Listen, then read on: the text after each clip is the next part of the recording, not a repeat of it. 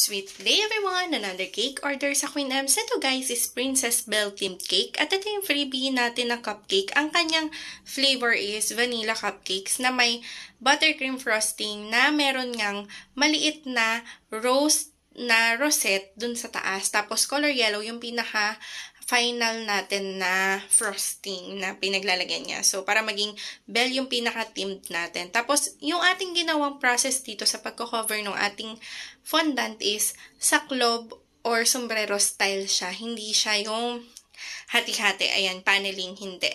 Sombrero style po siya.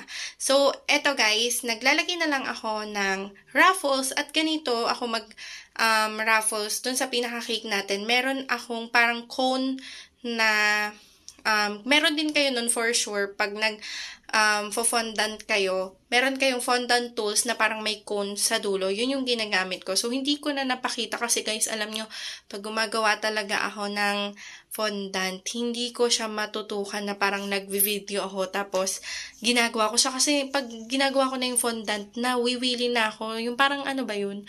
Yung focus ko nandun na talaga sa fondant. So, ang ginagawa ko, tina-timelapse ko na lang siya.